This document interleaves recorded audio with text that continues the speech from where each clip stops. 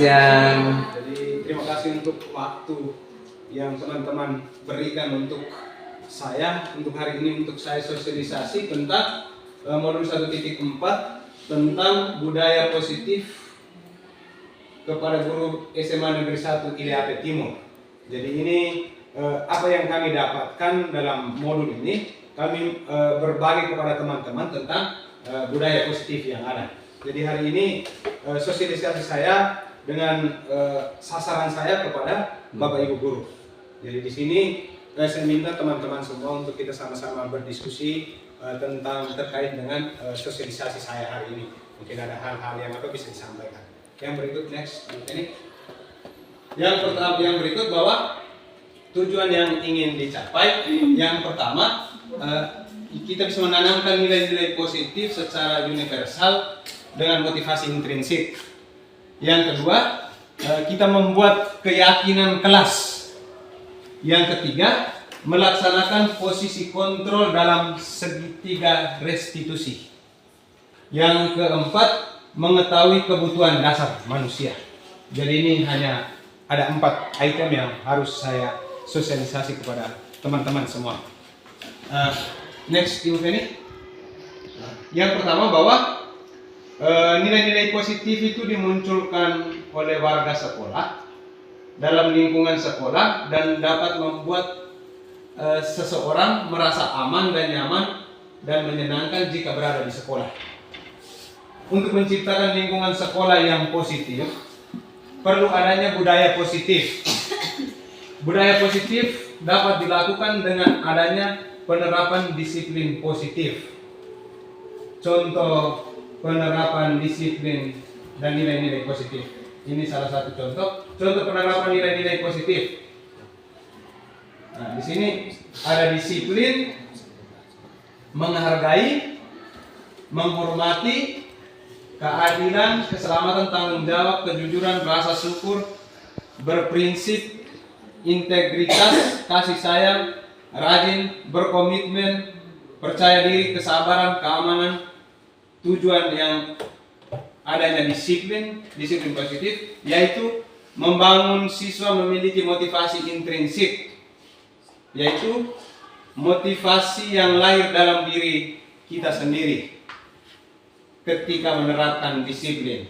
Jadi itu ada motivasi intrinsik. Yang berikut menurut Gosen, ini ada seorang pendapat para ahli, dia katakan bahwa ada 3 motivasi perilaku manusia, yaitu untuk menghindari hukuman, yang berikut mendapatkan imbalan atau penghargaan, dalam hal ini reward, dan menjadi orang yang mereka inginkan, dan menghargai diri sendiri dengan nilai-nilai yang mereka percaya, yakni nilai-nilai positif. Lanjut, Ibu Feni. Nah, jadi di sini ada motivasi intrinsik dan ekstrinsik. Motivasi yang memunculkan disiplin positif adalah motivasi untuk menjadi orang-orang yang diinginkan dan menghargai dirinya sendiri dengan nilai-nilai yang diyakini, atau dalam hal ini motivasi intrinsik. Yang berikut dalam motivasi intrinsik ini motivasi karena seringkali hukuman membuat siswa takut jika tidak taat aturan. Jadi ketika kita melakukan perintah dari hati, tetapi karena ada rasa takut, maka siswa tersebut mengikuti apa yang kita sampaikan. Jadi ini ada beberapa. Jadi sini mereka melakukan karena ingin dipuji. Ada beberapa itu mbak, ingin dipuji atau ingin dilihat guru atau ingin dapat hadiah. Jadi ketika kalau siswa ketika dalam kelas itu kalau yang pertama bahwa ingin dipuji. Jadi ketika kalau ingin dipuji berarti mereka hanya ingin saja bahwa mereka dapat nilai itu hanya ingin dipuji. Sedangkan yang satu tadi untuk mendapat penghargaan itu mereka belajar itu hanya dengan tujuan bahwa untuk mendapat penghargaan. Jadi misalnya ada hadiah atau apa. Jadi fokus mereka hanya untuk hadiah, tidak untuk pembelajaran. Yang berikut, dalam penerapan budaya positif, guru perlu mengambil peran untuk melakukan restitusi. daripada memberi hukuman atau konsekuensi. Jadi ini kita lihat tentang apa itu restitusi. Nah, jadi restitusi itu adalah cara mendorong tercapainya disiplin positif kepada siswa. Nah, yang berikut, ini next. Nah, dalam melakukan restitusi ada 5 poin kontrol. Ada 5 poin kontrol, yakni pemberi hukuman. Yang kedua, membuat rasa bersalah teman.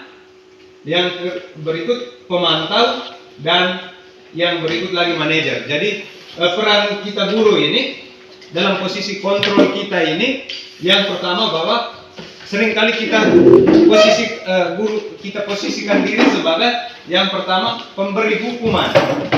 Jadi setiap kali kalau anak salah pasti kita hukum dia.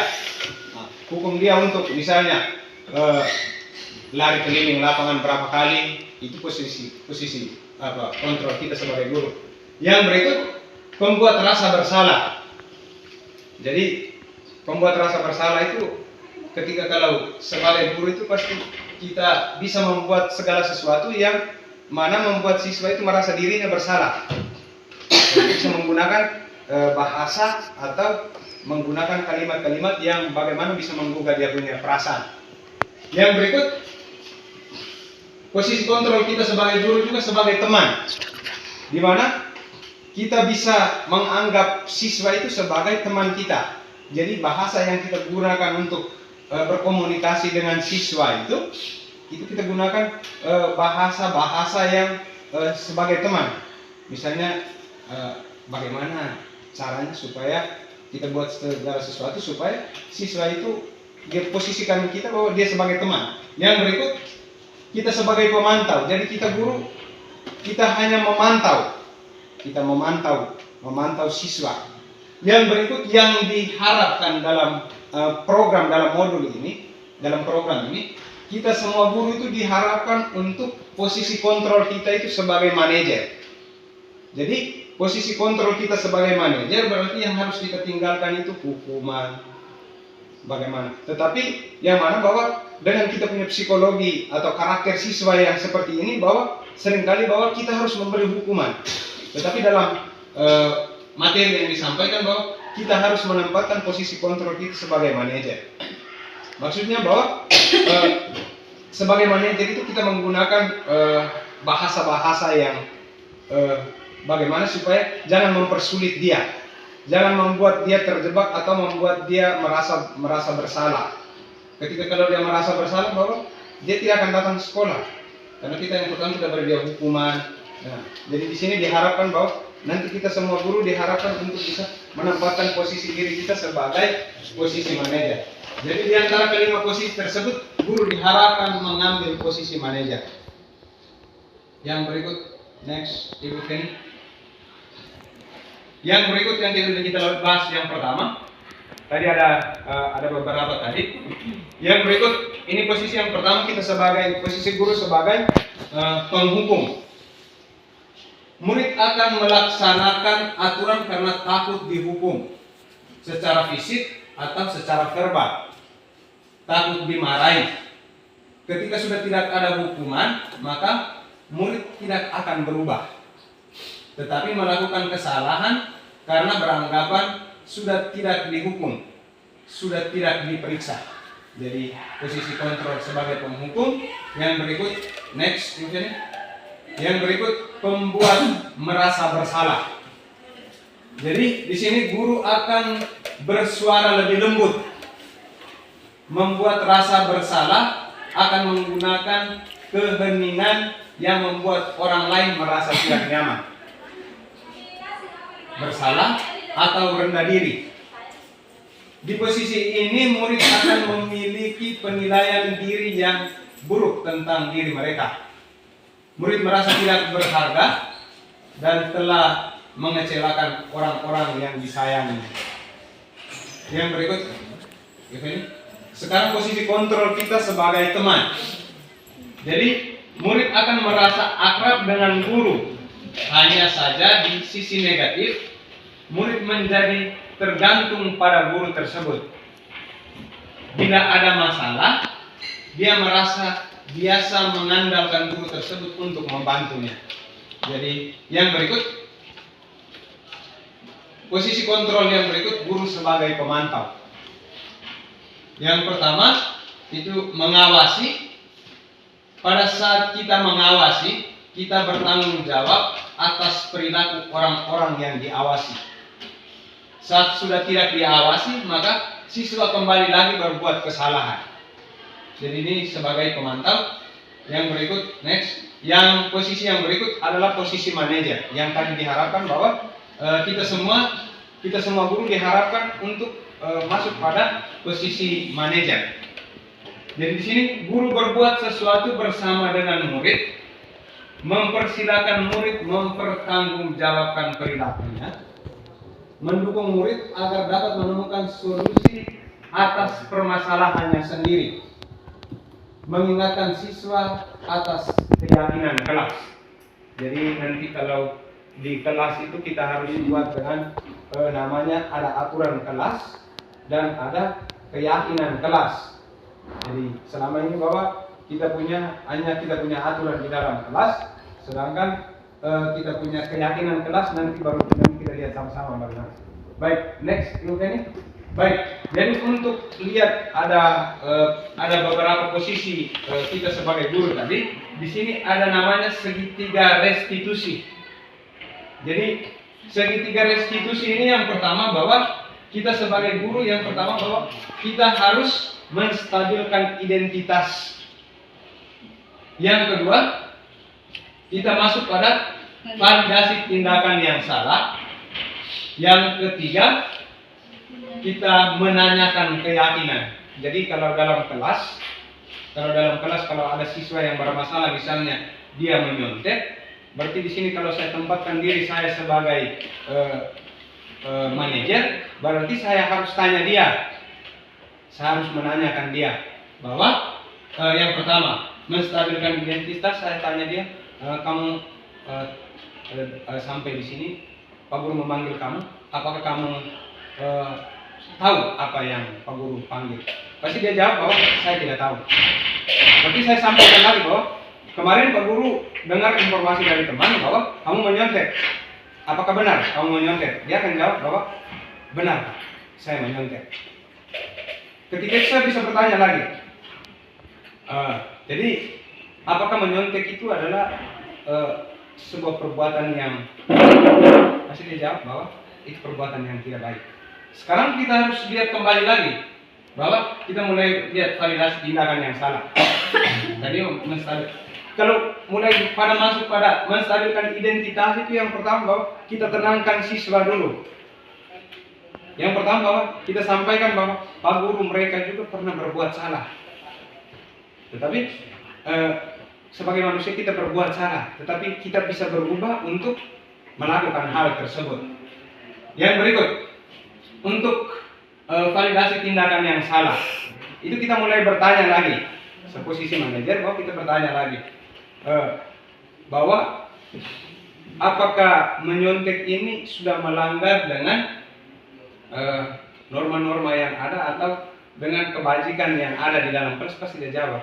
Kalau kita sudah buat dalam kelas itu, kalau kita buat tadi ada aturan kelas, dan di situ pasti yang berikut bahwa kita buat ada yang namanya peraturan kelas yang ada di dalam situ. Jadi ketika kita buat begitu, bahwa kita bisa tanya siswa bahwa apa yang kamu lakukan tadi, perbuatan menyontek tadi itu apakah dapat misalnya perbuatan menyontek tadi itu dikatakan bahwa itu adalah perbuatan yang tidak baik, maka sebagai guru bahwa saya tidak harus marah-marah dia bilang kemarin engkau langsung datang menyontek, tidak seperti itu. Tapi kita bertanya dia seolah-olah supaya dia sendiri menyadari bahwa perbuatan yang dia lakukan itu bahwa itu salah. Yang berikut, menanyakan keyakinan ini. Kalau kita masuk pada menanyakan keyakinan, berarti coba bikin next. Yang di atas. menstabilkan identitas. Jadi di sini mengubah identitas anak dari orang yang gagal karena melakukan kesalahan menjadi orang yang sukses. Anak yang sedang mencari perhatian adalah anak yang sedang mengalami kegagalan. Dia mencoba untuk memenuhi kebutuhan dasarnya, namun ada benturan. Kalau kita mengkritik dia, maka kita akan tetap membuatnya dalam posisi gagal. Jadi di sini kalau kita ingin menjadi proaktif, maka kita harus meyakinkan si anak dengan cara mengatakan kalimat-kalimat seperti ini. Tidak ada manusia yang sempurna. Saya juga pernah melakukan kesalahan seperti itu. Kita bisa menyelesaikan masalah ini. Baik, Bapak Ibu. Jadi di sini kalau kita lihat di sini bahwa kita harus tahu kebutuhan dasar manusia. Jadi kebutuhan dasar, jangan sampai siswa datang sekolah itu tidak makan pagi.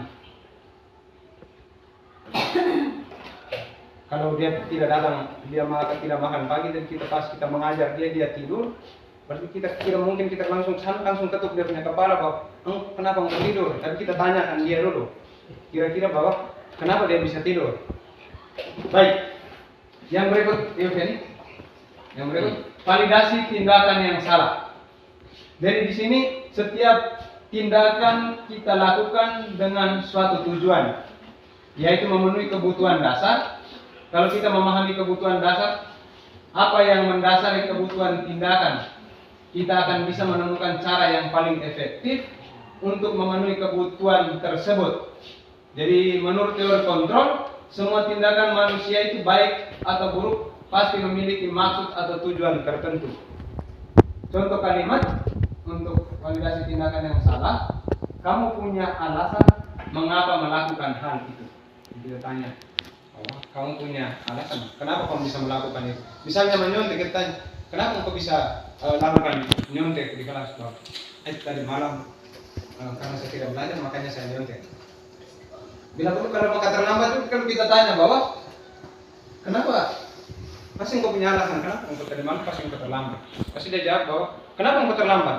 Tadi malam saya bangun terlambat, saya masih main game, makanya saya terlambat bangun. Itu salah satu contoh. Yang berikut, menanyakan keyakinan.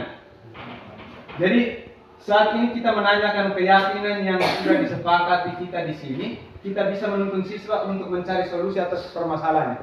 Baik teman-teman, jadi untuk kita lihat tentang keyakinan di sini, kita di dalam kelas itu tidak punya aturan kelas bahwa tidak boleh datang terlambat, masuk kelas tepat waktu. Yang berikut, tidak boleh menyontek. Nah, di sini kita akan turunkan menjadi keyakinan kelas kita. Misalnya keyakinan kelas, misalnya menyontek berarti itu perbuatan yang tidak baik itu.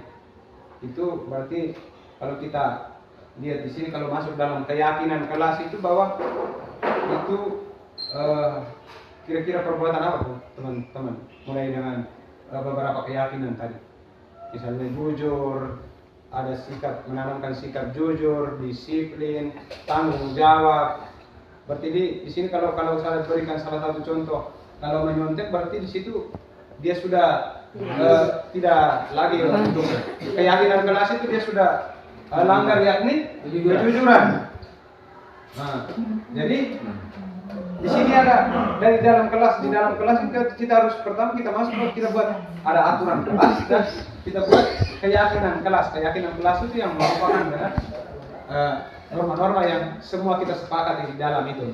Baik, yang berikut juga ini. Nah, ini cara membuat keyakinan kelas. Yang pertama, siswa menulis keyakinan yang mereka inginkan. Yang berikut, guru dan siswa mengulas keyakinan yang telah tertulis. Yang berikut, guru dan siswa memilih keyakinan kelas yang penting.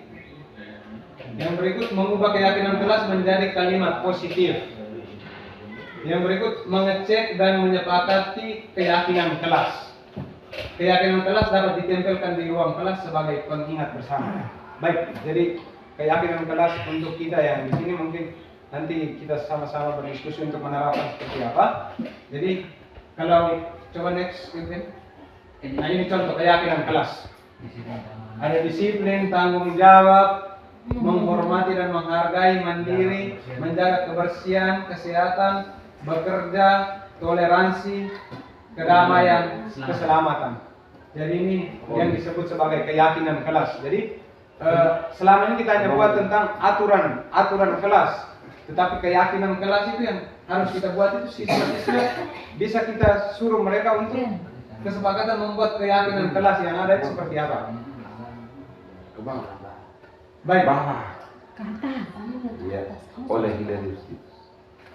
Baik, jadi ini ada beberapa teman-teman. Jadi di sini ada beberapa hasil yang saya mau berbagi kepada teman-teman. Bukan saya mau menggurui teman-teman, tapi apa yang saya dapat. Terima kasih. Saya bukan bertanya, tapi saya mau sharing saya punya pengalaman. Ya, Waktu beberapa tahun lalu dipercayakan untuk menjadi wali kelas. Sekarang kelas 12 IPS. Itu kami sudah yang seperti pemateri Pak Guru sampaikan itu kami sudah beberapa item itu kami lakukan. Seperti tadi keyakinan kelas itu sampai di kelas juga kami sudah buat keyakinan kelas itu. Kayaknya seingat saya itu ada 9 atau 10 poin. Nah itu bagus Bapak. Nah, jadi mereka diberi kemerdekaan untuk membuat aturan untuk mereka sendiri di kelas. Nah, sehingga wali kelas itu hanya kontrol saja. Waktu itu saya jadi wali kelas, jadi saya hanya kontrol saja. Ketika mereka buat salah itu sudah tahu langgar keyakinan keberapa misalnya. Nah, jadi ketika keyakinan kelas itu kita buat, ya mungkin kali ini Pak Idla dalam angkatan baru seorang diri di kelas khusus komunitas kita Jakarta Timur. Ke depannya ini bisa menjadi tutor sebaya kita dan menjadi rujukan pertama selain teman-teman yang kenalan lain di sekolah tempat lain.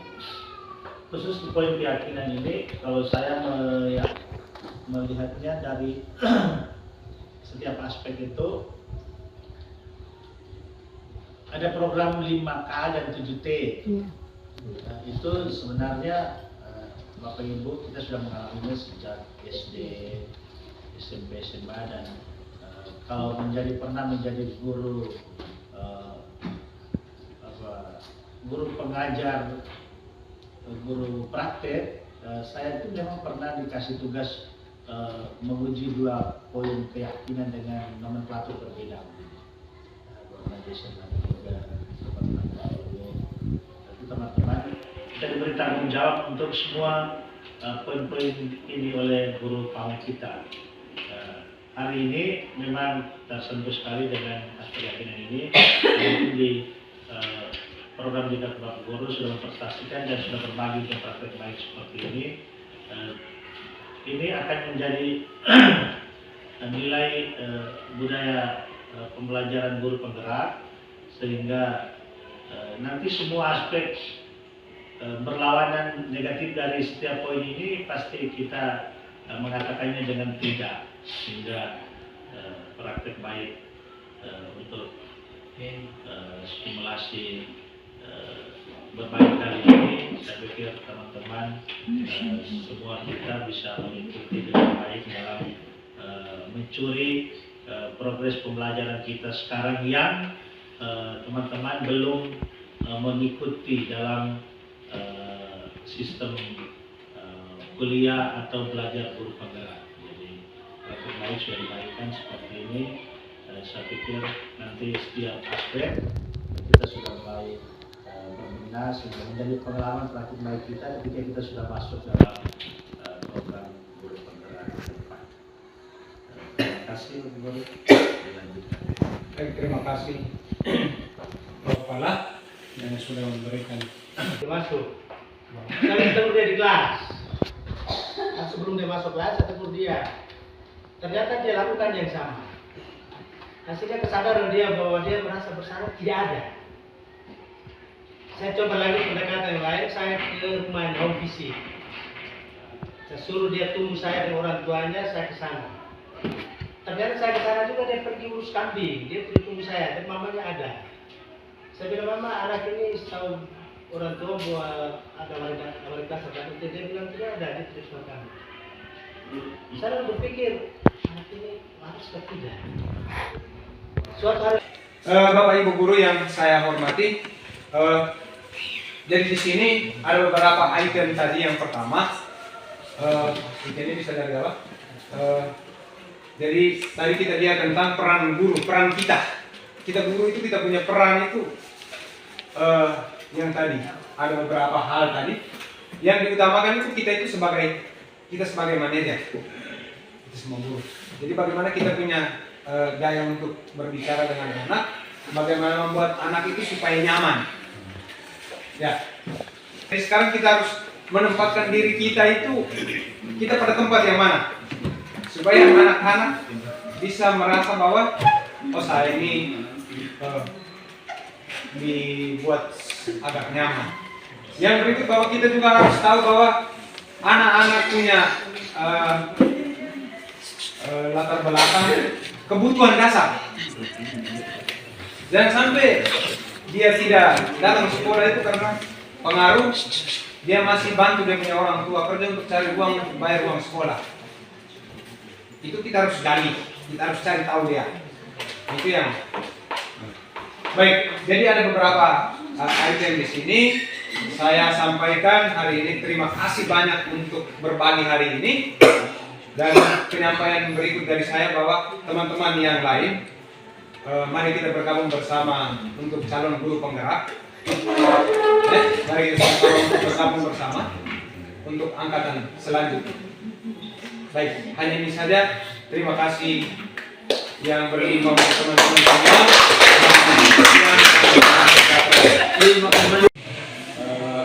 Apakah Anda tahu bahwa Pak Guru memanggil Anda sini? Baik, sekarang tadi Pak Guru juga ada mendengar dari teman Anda bahwa waktu pelajaran bahasa Indonesia ulangan dia menyontek. Itu artinya Dinda menyontek pekerjaan teman. Benar, Dinda? Baik, Dinda. Apakah mencontek itu adalah perbuatan baik, Dinda? Baik.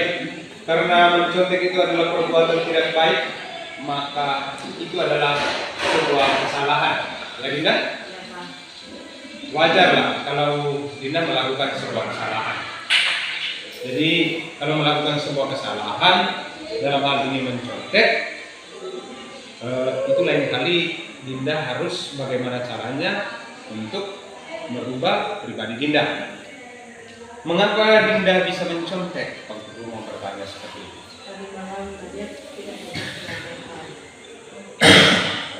Tadi malam Nadia tidak sempat belajar. Padahal Nadia tahu bahwa hari ini adalah ulangan bahasa Indonesia. Mengapa Dinda tidak belajar? Ya, dikuat Pak suaranya. Main HP Pak. Main HP. Baik Dinda. Jadi dulu di dalam kelas kita membuat